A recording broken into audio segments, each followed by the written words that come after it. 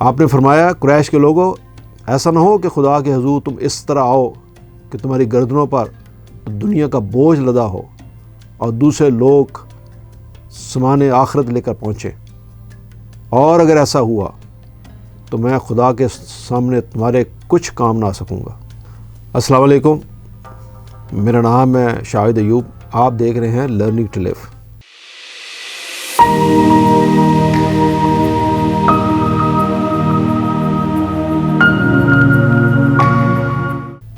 اس سے پہلے ہم 2 پروگرام کر چکے ہیں موریلٹی ٹپس کے اوپر، یعنی اخلاقیات کی چھوٹی چھوٹی باتیں۔ یہ اس کا تیسرا پارٹ ہے۔ تیسرے پارٹ میں میں آپ کو اپنی طرف سے کچھ بھی پیش نہیں کرنے والا۔ اس کی وجہ یہ ہے کہ ہمارے نبی حضور صلی اللہ علیہ وسلم نے جو چیزیں انسانیت کے لیے پیش کیں وہ اتنی جامع ہیں کہ ان کے ہوتے ہوئے یا اس کے ساتھ کوئی چیز ایڈ کرنا مجھے انتہائی نامناسب لگتا۔ میں صرف ان کی ہی کہی ہوئی بات کو پیش کروں گا، اور یہی آج کا ویلاگ ہوگا۔ آپ یہ پہلے بہت دفعہ سن چکے ہوں گے، پر میں اپنا فرض ادا کر رہا ہوں۔ ہو سکتا ہے کوئی ایک انسان میرے منہ سے سن لے اور کوئی چینج آ جائے اس میں۔ تو بات ہو رہی تھی اخلاقیات کی، تو سنیے ہمارے نبی حضور صلی اللہ علیہ وسلم نے کیا کہا۔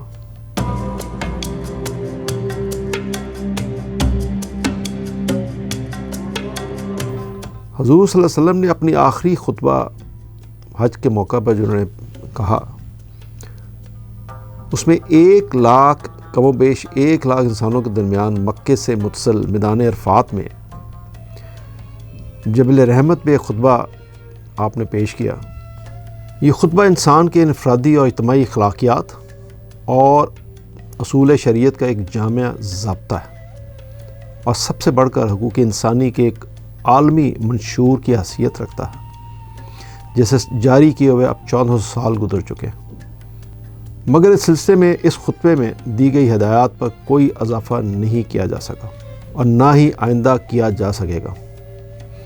حضور صلی اللہ علیہ وسلم نے اس خطبے میں ارشاد فرمایا کہ جو حاضرین اور سامعین یہاں موجود ہیں وہ ان لوگوں تک پہنچا دیں جو یہاں حاضر نہیں ہیں۔ صبح کے دن حضور صلی اللہ علیہ وسلم عرفات میں تشریف لائے اور اپنا وہاں قیام فرمایا۔ جب سورج ڈھلنے لگا تو آپ نے قصوہ یعنی اپنی اونٹنی کو لانے کا حکم دیا۔ اونٹنی حاضر کی گئی تو آپ اس پر سوار ہو کر وادی میں تشریف لائے، اور آپ نے اپنا وہ خطبہ ارشاد فرمایا جس میں دین کے اہم امور فرمائے۔ حضور صلی اللہ علیہ وسلم نے اللہ کی حمد و ثنا بیان کرتے ہوئے یوں ارشاد فرمایا، اللہ کے سوا کوئی معبود نہیں، وہ یکتا ہے، کوئی اس کا شریک نہیں۔ اللہ نے اپنا وعدہ پورا کیا، اس نے اپنے رسول کی مدد فرمائی اور باطل کی تمام قوتوں کو زیر کیا۔ لوگوں میری بات سنو، میں نہیں سمجھتا کہ آئندہ کبھی ہم ایسی مجلس میں یکجا ہو سکیں گے، اور غالباً اس سال کے بعد میں حج نہ کر سکوں گا۔ لوگوں، اللہ تعالیٰ کا ارشاد ہے کہ ہم نے تم سب کو ایک ہی مرد اور ایک ہی عورت سے پیدا کیا، اور تمہیں جماعتوں اور قبیلوں میں بانٹ دیا تاکہ تم الگ الگ پہچانے جا سکو۔ تم میں زیادہ عزت اور کرامت والا اللہ کی نظر میں وہی ہے جو اللہ سے زیادہ ڈرنے والا ہے۔ چنانچہ اس آیت کی روشنی میں کسی عربی کو اجمی پر فوقیت حاصل نہیں، اور نہ کسی اجمی کو عربی پر، نہ کالا گورے پر افضل ہے، نہ گورا کالے پر۔ ہاں، فضیلت اور بزرگی کا کوئی معیار ہے تو وہ ہے تقویٰ۔ آپ نے فرمایا قریش کے لوگوں، ایسا نہ ہو کہ خدا کے حضور تم اس طرح آؤ کہ تمہاری گردنوں پر دنیا کا بوجھ لدا ہو اور دوسرے لوگ سامان آخرت لے کر پہنچے، اور اگر ایسا ہوا تو میں خدا کے سامنے تمہارے کچھ کام نہ آ سکوں گا۔ قریش کے لوگوں، اللہ نے تمہاری جھوٹی نخوت کو ختم کر ڈالا، اور باپ دادا کے کارناموں پر تمہارے فخر و غرور کی اب کوئی گنجائش نہیں۔ تمہارے جان و مال اور عزتیں ہمیشہ کے لیے ایک دوسرے پر حرام کر دی گئیں۔ تم سب اللہ کے آگے جاؤ گے، اور وہ تم سے تمہارے اعمال کے بارے میں باز پرس کرے گا۔ دیکھو میرے بعد گمراہ نہ ہو جانا کہ آپس میں خون ریزی کرنے لگ جاؤ۔ اگر کسی کے پاس امانت رکھوائی جائے تو وہ اس بات کا پابند ہے کہ وہ امانت رکھوانے والے کو امانت پہنچا دے۔ لوگوں، ہر مسلمان دوسرے مسلمان کا بھائی ہے۔ اپنے غلاموں کا خیال رکھو، انہیں وہی کھلاؤ جو خود کھاتے ہو، انہیں ویسا ہی پہناؤ جیسا لباس تم خود پہنتے ہو۔ دور جاہلیت کا سب کچھ ختم کر دیا۔ زمانہ جاہلیت کے خون کے سارے انتقام اب کالعدم ہیں۔ پہلا انتقام جسے میں کالعدم قرار دیتا ہوں میرے اپنے خاندان کا ہے۔ ربیعہ بن حارث کے دودھ پیتے بچے کا خون جسے بنو حذیر نے مار ڈالا تھا اب میں معاف کرتا ہوں۔ دور جاہلیت کا سود اب کوئی حیثیت نہیں رکھتا۔ پہلا سود جسے میں چھوڑتا ہوں عباس بن مطلب کے خاندان کا ہے، اب یہ ختم ہو گیا۔ حساب کتاب صرف اللہ کے یہاں ہوگا۔ جو کوئی اپنا نسب بدلے گا یا کوئی غلام اپنے آقا کے مقابلے میں کسی اور کو اپنا آقا ظاہر کرے گا اس پر اللہ کی لعنت۔ قرض قابل ادائیگی ہے، قرض لی ہوئی چیز واپس کرنی ہوگی، تحفے کا بدلہ دینا چاہیے، اور جو کوئی کسی کا ضامن ہے وہ تاوان ادا کرے۔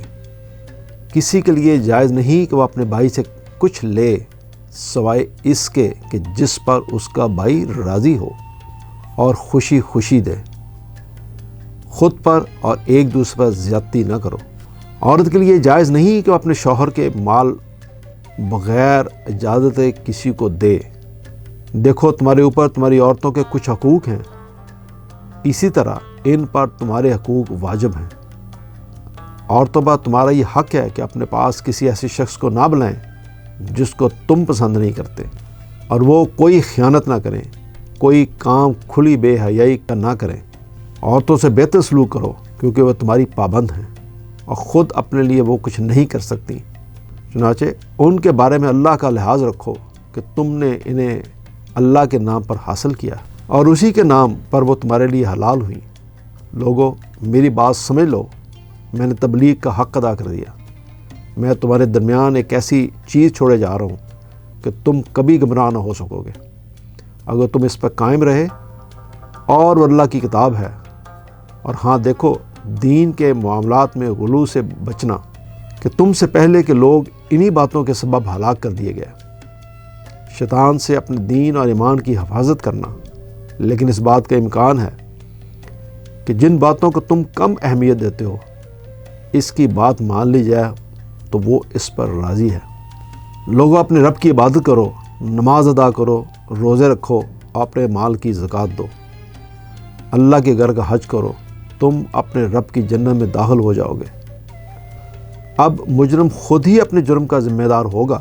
اب نہ باپ کے بدلے بیٹا پکڑا جائے گا، نہ بیٹے کا بدلہ باپ سے لیا جائے گا۔ سنو، جو لوگ یہاں موجود ہیں انہیں چاہیے کہ یہ احکامات، یہ باتیں ان لوگوں کو بتا دیں جو یہاں نہیں ہیں۔ ہو سکتا ہے کوئی غیر موجود تم سے زیادہ سمجھ لے اور محفوظ رکھنے والا ہو۔ لوگوں، تم سے میرے بارے میں سوال کیا جائے گا، بتاؤ تم کیا جواب دو گے؟ لوگوں نے جواب دیا کہ ہم اس بات کی شہادت دیں گے کہ آپ نے دین کی امانت پہنچا دی اور آپ نے حق رسالت ادا کر دیا اور ہماری خیر خواہی فرمائی۔ یہ سن کر حضور نے اپنی شہادت کی انگلی آسمان کی جانب اٹھائی اور لوگوں کی جانب اشارہ کرتے ہوئے 3 مرتبہ ارشاد فرمایا، اللہ گواہ رہنا، اللہ گواہ رہنا، اللہ گواہ رہنا۔ حضور کا یہ آخری خطبہ محض ایک تقریر نہیں بلکہ لازوال انسانی منشور ہے۔ چنانچہ ہم سب پر یہ فرض عائد ہوتا ہے کہ خطبہ حجۃ الوداع ساری دنیا میں عام کریں، خود بھی اس پر عمل پیرا ہوں، جس سے لوگوں میں اونچ نیچ ختم ہو اور آپس میں محبت، اخوت اور بھائی چارہ پیدا ہو۔ یہ سارا خطبہ آپ نے سنا، اس میں جو چند بہت ہی خاص چیزیں جن باتوں پہ بہت زیادہ غور کرنا چاہیے وہ دیکھیں کہ حضور صلی اللہ علیہ وسلم نے کیا فرمایا کہ ایسا نہ ہو کہ تم خدا کے حضور پیش آؤ، تمہاری گردنوں پہ دنیا کا بوجھ ہو اور دوسرے لوگ سامان تم سے بہتر آخرت کا سامان لے کے پہنچیں، اور اگر ایسا ہوا تو میں خدا کے سامنے تمہارے کچھ کام نہ ہوں گا۔ تو یاد رکھیے، اب یہ کہہ کر ہم اپنی جان نہیں چھڑا سکتے کہ ہم اس دنیا میں جو مرضی کریں، کسی کا حق کھا جائیں، کسی کو تکلیف دیں، ایذا دیں، کسی کو قتل کر دیں، تمام وہ برائیاں کریں جس سے اللہ نے منع کیا ہے اور حضور صلی اللہ علیہ وسلم نے منع کیا ہے، اور یہ امید لے کے جائیں کہ ہم بخشے جائیں گے۔ انسان کو تکلیف دینا اور انسان کا حق کھانا، اس سے بڑی برائی اور کوئی نہیں۔ ایک اور بات جو حضور صلی اللہ علیہ وسلم نے فرمائی، اللہ نے تمہاری جھوٹی اخوت کو ختم کر ڈالا اور باپ دادا کے کارناموں پر تمہارے فخر اور غرور کی اب کوئی گنجائش نہیں۔ تو ہم اپنے آبا کے جو اچھے کام ہیں اس کے اوپر بڑے تڑ کے پھرتے رہیں کہ انہوں نے یہ کیا اور انہوں نے وہ کیا۔ تم سے یہ نہیں پوچھا جائے گا انہوں نے کیا کیا، تم سے تو یہ پوچھا جائے گا تم نے کیا کیا۔ مجھ سے میرے بارے میں پوچھا جائے گا، میرے باپ کے بارے میں نہیں۔ اس کے اوپر غور کریں، میں نے اپنی زندگی کا جواب دینا ہے، میں نے کیا کیسے گزاری۔ اگر آپ کے پاس کسی کی امانت رکھوائی جائے تو اس امانت کو واپس کرنا ہوگا۔ آج ہم کیا کر رہے ہیں، غلطی سے کہیں بال پین پڑا ہوا نظر آ جائے تو وہ بال پین وہاں سے غائب ہو جاتا ہے 2 روپے کا، وہ نہیں ملتا۔ یہ تو میرے اپنے ساتھ بڑی دفعہ ہو گیا کہ آپ میز پہ غلطی سے ایک 5 روپے کا بال پین بھول جائیں، وہ ایسے غائب ہوتا ہے کہ آپ کو دوبارہ ملتا نہیں ہو، کوئی مان کے نہیں دیتا کہ کس نے لیا۔ کبھی آپ نے دیکھا ہوگا کہ آپ کسی بینک میں ہو، کسی آفس میں ہو، آپ سے کوئی بال پین مانگتا ہے ادھار کہ دینا، میں نے تھوڑا سا لکھنا ہے، وہ لکھتا ہے اور اپنی جیب میں ڈال کے چلا جاتا ہے۔ یہ ہے ہماری اخلاقی حالت۔ ایک آخری چیز جو اس پہ اور بہت زیادہ غور و طلب ہے، انہوں نے کہا کہ اب مجرم خود ہی اپنے جرم کا ذمہ دار ہوگا۔ اب نہ باپ کے بدلے بیٹا پکڑا جائے گا، نہ بیٹے کے بدلے باپ۔ 1400 سال پہلے انہوں نے کیا اصول وضع کیا، اور آج ہم کیا کر رہے ہیں؟ جرم بیٹا کرتا ہے اور اس کے 70 سال 80 سال باپ کو اٹھا کے لے جاتے ہیں، اس کی بیوی کو اٹھا کے لے جاتے ہیں، اس کے بھائی کو اٹھا کے لے جاتے ہیں۔ یہ ہم کس طرح کے مسلمان ہیں؟ یہ جان بوجھ کے میں نے یہ خطبہ آپ کو پیش کیا، آپ کو ریوائز کرایا کہ دیکھیں کیا اصول حضور صلی اللہ علیہ وسلم نے فرمایا۔ جس بندے نے جرم کیا ہے اس جرم کی سزا اسی بندے کو ملنی چاہیے، نہ کہ اس کے والد کو، والدہ کو، بہن کو، بھائی کو یا کسی اور کو۔ یہ جو بدماشی ہے ہمارے معاشرے میں ایک عام ہو گئی ہے کہ اس بندے کو پکڑنے کے لیے خاندان کے باقی سب لوگوں کو پکڑ لیا جائے، ان کو اذیت سے گزارا جائے۔ یہ کیا رواج ہے؟ تو اس سے زیادہ تو میں کچھ نہیں کہوں گا کہ یہ وہ اخلاقی پہلو ہیں جن پہ ہمیں غور کرنا چاہیے۔ ہمیں سمجھنے کی ضرورت ہے کہ ہم کدھر جا رہے ہیں۔ توجہ کے لیے شکریہ۔ اللہ حافظ۔